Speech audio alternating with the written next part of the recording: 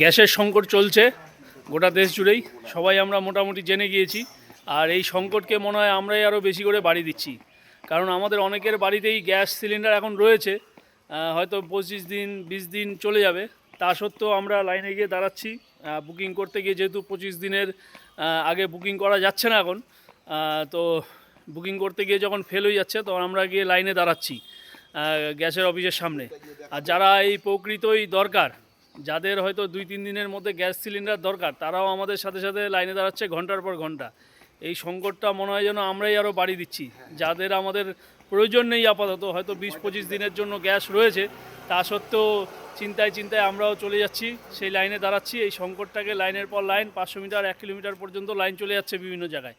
তো জনসাধারণের কাছে আবেদন করব, প্যানিক না হয়ে যাদের প্রকৃতই দরকার তাদেরকে একটু সুযোগ করে দেওয়ার জন্য। যাদের আপাতত রয়েছে তারা গিয়ে অযথা লাইনে দাঁড়াবেন না 3 ঘন্টা 4 ঘন্টার জন্য। যাদের হয়তো 20 দিন 25 দিন চলে যাবে, তারাও গিয়ে লাইনে দাঁড়িয়ে পড়ছে যে কয়েকদিন পরে সিলিন্ডার পাবো কি না পাবো। তো এই সংকটটা যে আমরাই মনে হয়, আমার মনে হয় যে আমার ব্যক্তিগত মত, যে আমরা আরও বেশি করে তৈরি করছি এই সংকটটাকে।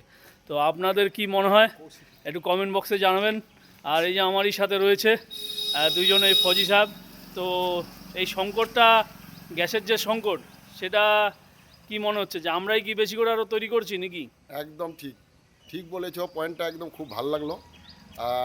সত্যিকারে আমরাই মানে করতেছি, আমাদের দরকার নাই, আমরা মনে করতেছি পাবো না পাবো না। না রে ভাই, এখন সবাই, এখন নিউজেও শুনলাম কোনো কিছুর আমাদের এখানে, আমাদের ইন্ডিয়াতে মানে কোনো কিছু কমি নাই।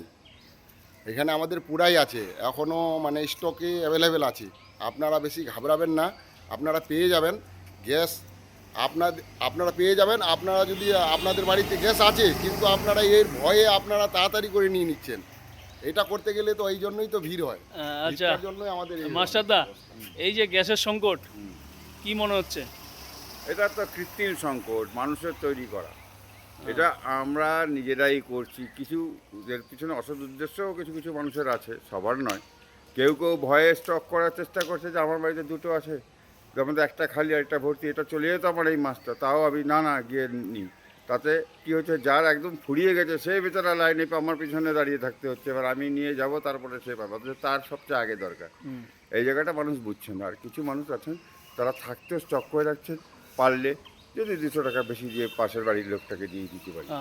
এগুলোই চলছে। এটা আমারও ব্যক্তিগত মত, যে এই সংকটটা কিন্তু আরও মনে হয় যেন আমরাই বেশি করে তৈরি করছি।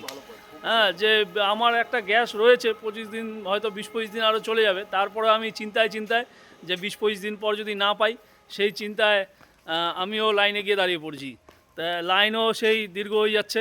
আর যাদের প্রকৃতই দরকার, যে 2-1 দিনের মধ্যে দরকার, তারা বুকিং করেও পাচ্ছে না। আর এই লাইনে ঘন্টার পর ঘন্টা, কালকে দেখলাম সেই কত বড় লাইন আমাদের এই ইসলামপুরে, বিভিন্ন জায়গায় দেখতেছি খবরের চ্যানেলে, যে গ্যাসের লাইন কত বড় হয়ে গিয়েছে।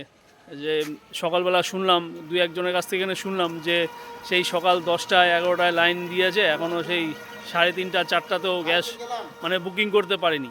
ভোরবেলার থেকে লাইনে দাঁড়িয়ে পড়ছে গ্যাসের ইয়েতে। তো যাই হোক, তো সবার কাছে একটু আবেদন করব, অতটাও প্যানিক হবেন না। যাদের রয়েছে গ্যাস আপাতত, তাদের চলুক, তারপর দেখা যাবে কি হচ্ছে।